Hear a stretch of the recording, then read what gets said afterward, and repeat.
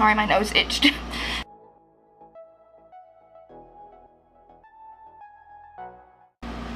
Hey guys, so today I'm going to be doing a review and demo of the Anastasia Stick Foundation.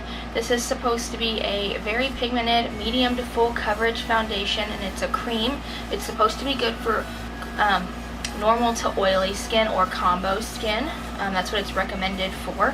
This is what the product looks like when you scroll it all the way up. You get quite a bit of product in here, including what I have on right now. I've worn this 3 times. Also, you get 0.32 ounces of product, so less than your standard liquid foundation product-wise. I also have mine in the shade Warm Porcelain, just for shade reference. They did seem to have a really large shade selection in the store when I picked this out, which I greatly appreciate. But we're just going to put this on and wear test it. Without further ado, I'm going to go ahead and jump into the demo, and I'll give you my final thoughts at the end of the night. I will see you guys here in a minute on YouTube land. So, I have worn this foundation twice. This video makes the 3rd time. I've had a hard time working with it, but I've been trying really hard to make this work for me. So this is the brush that I've been using for this foundation. I find it gives me the best result possible. It's the Morphe M439. It's a very flat, dense brush. Now what I've been doing is I've been putting this on my face and buffing it in. This goes on your wrist, like when you swatch it out, it goes on super creamy, like it feels creamy to the touch, and it is supposed to be a cream foundation. However, when you put this on your face, it's like tug of war trying to get this on. Here, let me just, it's probably easier if I just show you, which is why I use such a hydrating primer today. I'm hoping that'll help blend this out.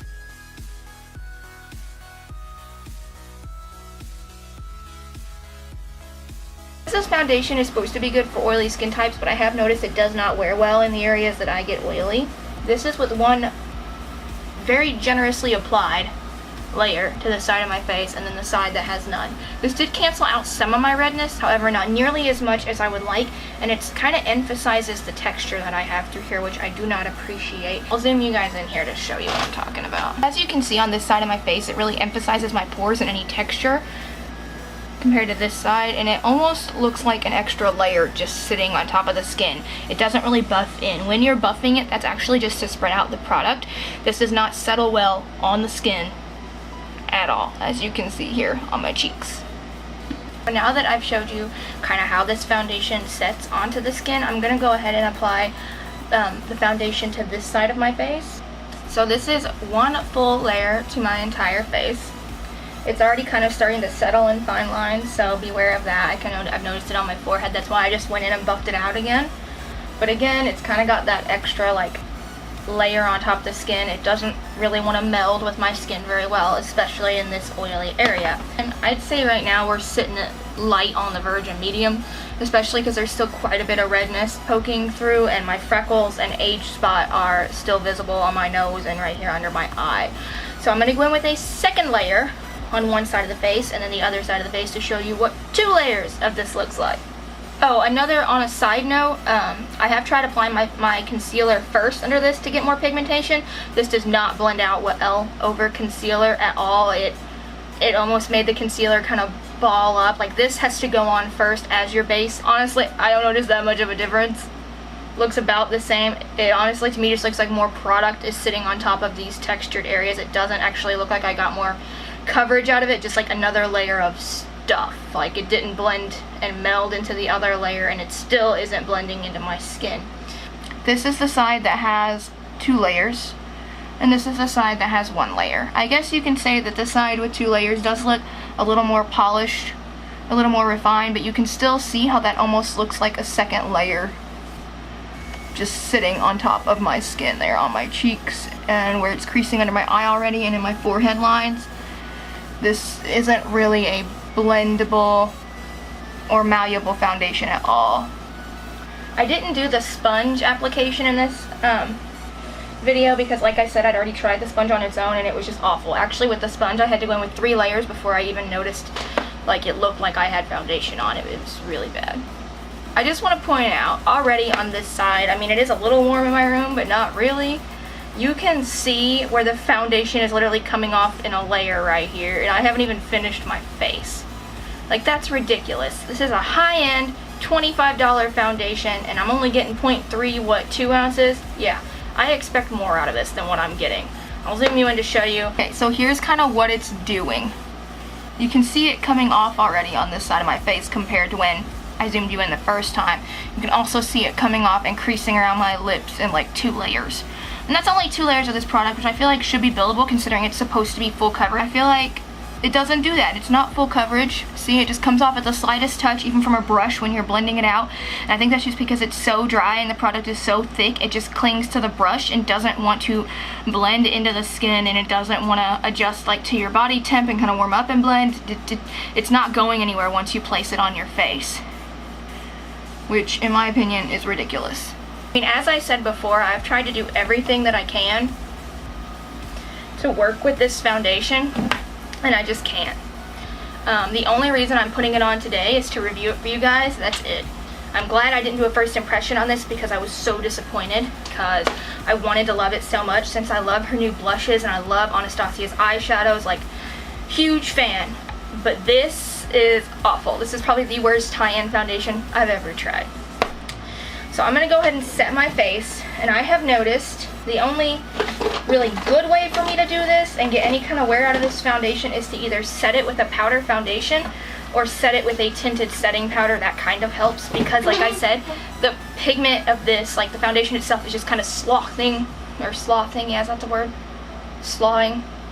Either way, the foundation itself is literally just kind of running off my face in patches and like emphasizing all my texture. It's just so bad. Like, there's areas through here that have like no, I don't know if you can see that on camera, but it's got no product right here, and I just applied it, so it's freaking ridiculous. So what I've been doing to kind of make this work for me is I go in with concealer on top of the foundation. So now I'm just going to go ahead and set my face, do the rest of my makeup, and I'll come back and give you guys a little update. The time is now 1:21 in the afternoon, and I finished my makeup and took my hair down. I applied a tinted setting powder over the foundation. On top of that, everything else seemed to blend out pretty well, except for the fact that if I look here in the mirror, I can still see a lot of texture. I'll go ahead and zoom you guys in so you can kind of see what I'm seeing. You can see right there all the texture on my nose, on my chin, the bigger pores on my cheeks, every little line on my forehead.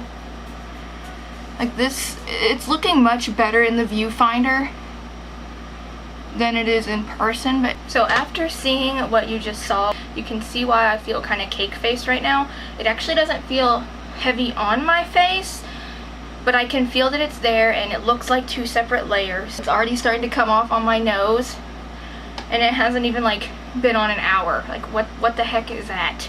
So I made my makeup much harder to do, and I feel like now I look like a cake face, and I'm gonna have to go through my day like this because I'm reviewing this foundation for you guys. And if I weren't reviewing this, let me tell you, I would not have it on right now.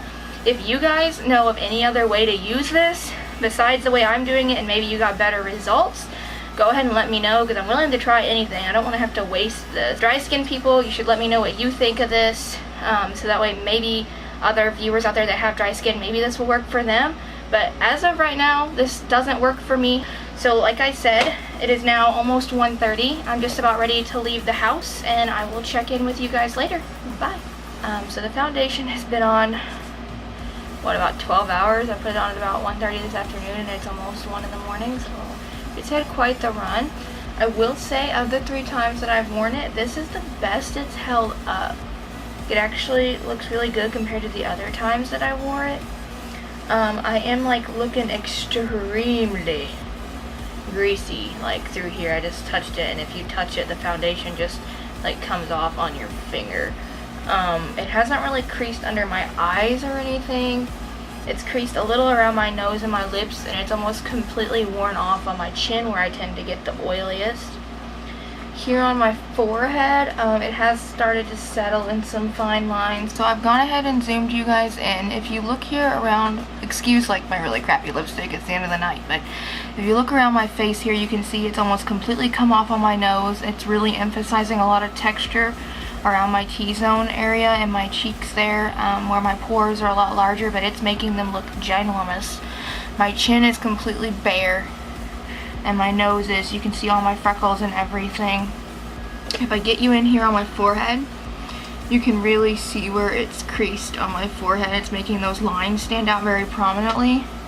Personally, for me, I think it is too high maintenance for the cost that I was very disappointed with this stick foundation, and I waited so long to try it that maybe in my head I hyped it up more than it should have been. But overall, I would say pass on this one. I've done several drugstore foundation reviews that have held up just as good, if not better, and looked better on the skin. So that's just my personal opinion on this foundation. If you want to get it, check it out. If you've had better experiences or have any tips or tricks of how to use this that maybe I haven't tried or thought of yet, just go ahead and let me know in the comments down below. I would greatly appreciate that. If you like this video and want to see more foundation reviews or just product reviews and makeup tutorials in general, please don't forget to subscribe. I would greatly appreciate it, and I will see you guys next time here on YouTube land. Bye!